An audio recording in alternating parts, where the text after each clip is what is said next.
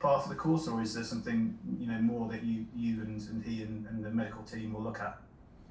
Yeah, I mean, it's obviously a relief for the injury to be on the small side. It felt like that to Christian, but he made the right decision in not attempting to play a game, because that could have made it worse. So yeah, it's clearly a relief that hopefully we'll have him back very soon, because he's an important player for us. With the actual muscle injuries, that's a hard one to call. It's forever going to be a challenge. Some players that had play on the edge, have such speed in their game and acceleration, maybe it can be more susceptible. I don't think that's a one-fits-all answer, because it's different for everybody. From last season, we were looking at ways of managing Christian and just trying to be proactive and not hopefully getting so many injuries. I know it's something he'd experienced previously in his career at Dortmund as well. So we're all working in the same direction on that one, to try and get him to be as fit as regularly as possible, because we know the talent. Tony Banks. Hi Frank. Hi Tony. I just wanted to go back to the question about the schedule and the intensity of the schedule for a minute. I know you're talking about the possibility, the difficulties of challenging on 2 or 3 fronts, but I was just thinking about the long-term effects on players. I noticed Guardiola talking about this the other day, saying how tough it is for players at the moment. 3 games a week, every week, no chance of a break. Obviously you can rotate. Are you worried about the overall sort of medium to long-term effect on your fitness of your players?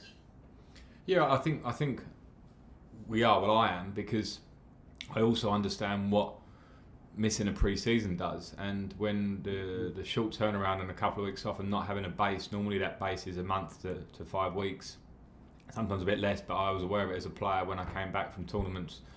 If pre-season was short, it could either affect the start of my season or it could hit me later on in the season, and I think we're certainly in that predicament with the players now, that they've had this lack of pre-season. They're now being thrust into game after game. As I say, at Chelsea we do have a squad here. It's my job to balance getting some consistency in selection, particularly if we are in good form, but also making sure that the squad stays as fit and fresh as they can, because I know that the demands of the long season are going to be tough. So I think it's something that is being spoken about a lot, and it's not an excuse. It's not a cry from myself or Pep Guardiola or any manager that talks about it. It's just reality, because we see it. We travelled to Manchester last week and back. We travelled to Russia and back. We travelled to Burnley and back. Great, we're doing a job we love, but there are clear physical demands on the players, and that's we're trying to work against that, I suppose, in terms of keeping everyone as fit and fresh as we can for the season. Sammy Motwell. Hi Frank. Just on the back of Tony's question, in relation to Thiago Silva, when a player's towards the latter part of their career, as you were at one stage, how important is managing the training workload? Not necessarily wrapping him in cotton wool, but just making sure that he's fit and 100% ready to go for the weekend and the Wednesday. Yeah, it's very important, and I think the question I had about Christian Pulisic earlier, and it's a question I got asked about N'Golo Kante towards the back end of last season a lot. And I think within the squad you try to have standards and levels that you train at. Physical work, we gauge every day's fitness work, how much the players have, the input of the players, and we try and balance it out to make sure we have everyone as optimum as we can. And every player is different in their own way. So around the general rule of how we train, whether I talk a lot to the sports science team and they give me some clues of what they see. Some of it is in my eye and with the staff, and then a lot of it is my relationship with the players and speaking to them. And I think particularly when you have an experienced player who's such a great professional as Thiago is, that honest conversation is very easy. And if it means managing training, if it means managing game time, which we did last week with Russia, I'll be very upfront and honest with him in terms of what I think and what he thinks. So we'll do our best, because you're right, I did feel it. I remember at the back end of my career, I remember how I had to change my training program, so I'll be very open to looking at small tweaks for Thiago. Andy Dillon. Hi Frank, can you hear me okay? Hi Andy, I got you. Hiya. Two half questions from me, if you like, today. And the first one's a light-hearted one, just following on from your answer to Crossy about Edouard being low maintenance. And I just wondered if you could expand on that for us, please, given that you're now a manager and seeing things from the other side. You know, some of the players knocking on your door every day and that sort of thing. So what's nice about having a low maintenance player and maybe some of the things you've seen since you've been a manager.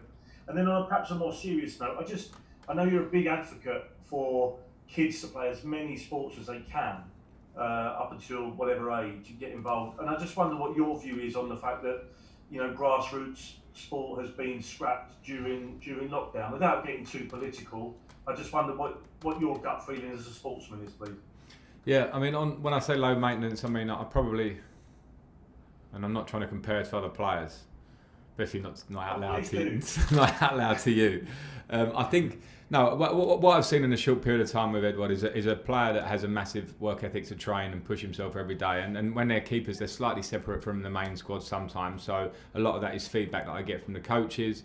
And I've had that feedback with the other goalkeepers before you start going down that route. But what's been nice is that he's shown that work ethic. He smiles every day. He's not asking a million questions, but he's asking enough questions which are really relevant, little individual things about his relationship with the players around him on the pitch, things I love, players to engage with each other. So I've really enjoyed that positive side of his engagement. And he hasn't knocked on my door much. Maybe hasn't had a reason to. So that's fair play. But I just sense that from him, which is nice. And the squad generally is low maintenance. And if sometimes moments where they have to come and speak to me, that's football as well. Every player will be different. And I'm not saying that coming and talking a lot is a bad thing. Sometimes that can be positive if it suits your personality. It seems his personality is pretty laid back with a tough edge when it comes to work. The second question is obviously a deeper issue, and I'm a massive advocate for young children playing all sorts of sports. So I don't want this to come to sound like I'm going against that, but in unprecedented times we are relying on the government and the scientists and the people in charge. So I think I would be probably stupid to jump into the political argument too much, rather than to say if it can be done in a safe and careful way for the children involved, for the families involved of the children. We know that schools have remained open. If it can be done, and we have to strive in every way we can for it to be done in a safe way. I think for physical health, for mental health, for families that have children that are sitting at home, we must strive to do it as much as we can if it can be done in a safe way. Okay, last two, and then we've got to go. David Heitner and then Matt Law to finish. David. You there, David? Hi, Frank. Can you hear me? Hi, gotcha. Hi, Frank. We often talk about Burnley away as a kind of a very typical English challenge, almost like a testing ground in a way. I just wondered what Mendy and Thiago Silva made of that challenge. And from your side, you know, keeping a clean sheet in such an impressive win, what you sort of take moving forward in terms of defensive security from that? Well, I think with Edu and Thiago, we always give as much information as we can, and there are two players, as I sort of touched on Edu there, that are thirsty for information. You know, particularly I know with Thiago, I was speaking a lot in the week about the style of game that Burnley would be. He was very interested to hear it, which shows me a top professional would want to prepare to the smallest detail, and he did. And I just thought they dealt with the game very well, both in their individual ways, and it was a good game from both of them and the team. In terms of the result, yeah, I mean it's always a difficult place to get a result, particularly a convincing result, because normally the direct nature of the game at times can mean that there will be threats around your box, and we negated those in a big way. But as I said after the game, it's very important to have perspective. I have perspective when we have maybe had lesser performances and dropped some points this year, and I'll keep perspective when we have a very good performances and win comfortably. There's a lot of work to be done. It was a nice side of our game that we showed, actually, both with the ball and without it, but we are still trying to improve. So it's the bigger thing for me is the confidence for the team to feel the way they play, to feel the security of not being too much under pressure in our own box, and to feel the comfort and passing options we had throughout the game. That was a big thing for me. We need to carry that forward. Last question, Matt Law. Hi, Frank. Hi, Matt. Dillo stole my thunder a little bit, but if I can go back to his question about the kids, because our paper's actually launched a campaign about trying to keep kids active in lockdown. I just wondered, sort of, as a father, elite sportsman, and now head coach, do you worry about the impact all of this is going to have on a generation of kids, and both mentally and physically? I do worry, and that's because it's a tough time. And as you say, I'm a father, and I think on the bigger answer to your question about keeping sports and facilities around in this next month, say in the short term, is a tough one because I don't know all the data behind it. But I also do know that if we, as a parent, you can affect it as much as you possibly can, which means if you can remain active, if you can encourage your child to be active in this tough time in a safe way, of course, and work with them and take them to the park, or if you have outside space that you can use it, then I think it's a great thing to be able to do. I was very fortunate. I had a sporting family that it naturally seemed to happen for me. I know that not everybody has that circumstance around them. But I would, as I say, just to go back to what I said, Matt, and I don't want to feel like I'm being too general about it, but I would really encourage if we can find a way to keep children active, but it does have to be done in a safe way because we're somewhere we've never been before. So I hope that we can find the right solutions, and I think it's a great cause that your paper has taken up to try and make it at least a loud conversation, that we try and do our best to keep children active so we don't see a long-term issue coming back from it later on in these young children's lives. Okay, that's it. Thank you very much. Thank you. Gents. Cheers all. Thank you.